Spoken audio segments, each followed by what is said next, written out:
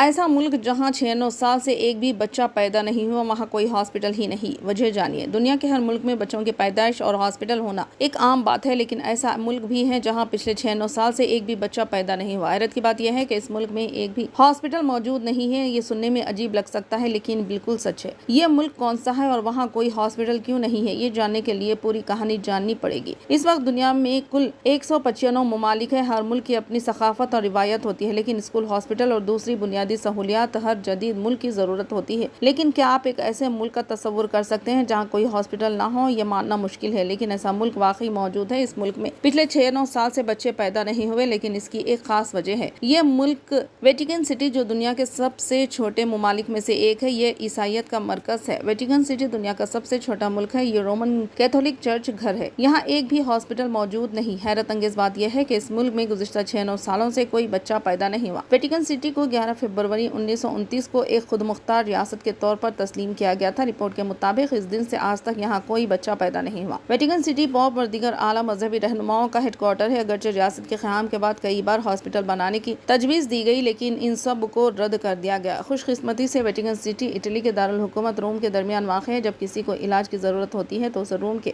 ہاسپٹلوں میں لے جایا جاتا ہے۔ یہ فیصلہ اس لیے کیا گیا کیونکہ ویٹیکن سٹی کا رقبہ بہت چھوٹا ہے۔ روم میں اعلیٰ معیار کی طبی سہولیات آسانی سے دستیاب ہے۔ ویٹیکن سٹی روم شہر کے اندر ایک چھوٹا سا علاقہ ہے۔ اس کا رقبہ صرف 0.49 مربع کلومیٹر 0.19 مربع میل ہے۔ یہاں کی آبادی 1000 سے بھی کم ہے۔ تازہ ترین مردم شماری کے مطابق تقریباً 882 افراد۔ جب کسی کو طبی امداد کی ضرورت ہوتی ہے تو اسے چند منٹوں میں روم کے ہاسپٹل میں لے جایا جا سکتا ہے۔ اس لیے ویٹیکن سٹی میں آج تک کوئی بچہ پیدا نہیں ہوا، کیونکہ حاملہ خواتین کو روم کے ہاسپٹلوں میں لے جایا جاتا ہے۔